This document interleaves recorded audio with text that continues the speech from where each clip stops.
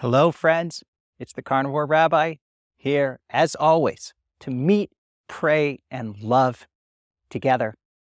The Holocaust survivor and writer Victor Frankl once said, "He who knows his why can bear almost any how. He who knows his why can bear almost any how." I love that quote because it tells us that when we have a compelling enough reason, we can do the difficult things. When we know why we're doing something, we can get through the difficult parts of the how. The end is so strong that we can deal with almost any needs. And I think about this when it comes to carnivore, because we have to ask ourselves, what is our why?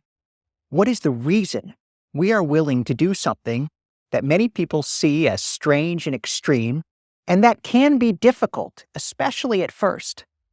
Why are we willing to do that? What is our motivation?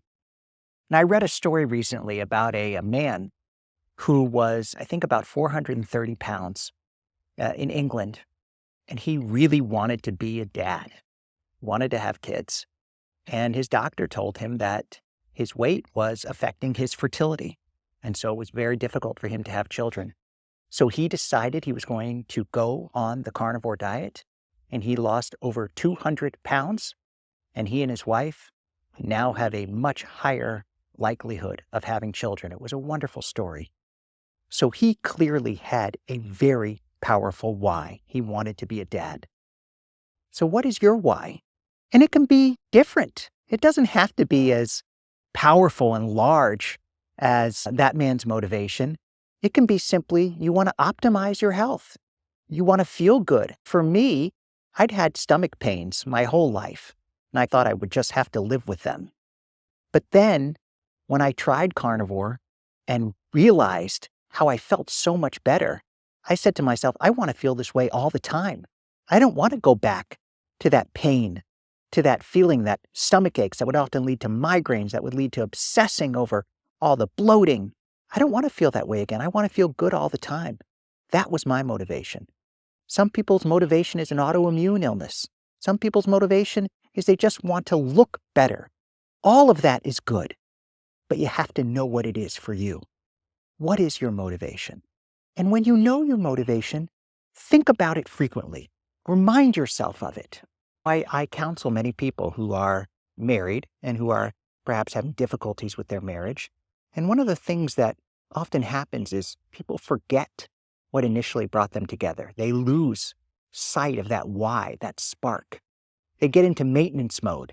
And yes, we have to be in maintenance mode a lot of the time. We have to just do the little things, get the little things done.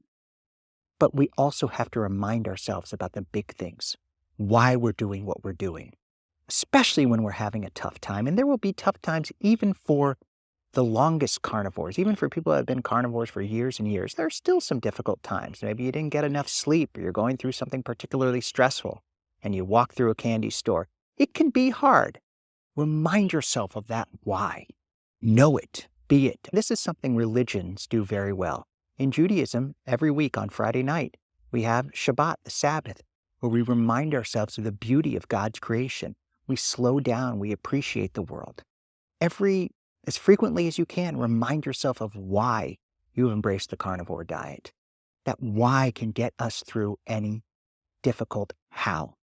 Just the other day, I was talking with my wife, and we were talking about how we want to grow old together, and we want to be able to play with our grandkids when we're older, and that embracing the carnivore way of eating is my way of ensuring that can happen. You can't ensure anything.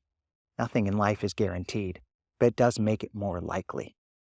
And so when you remind yourself of your why, do it often. Do it so that you can stick to the proper human diet and the proper way of nourishing our bodies and our souls.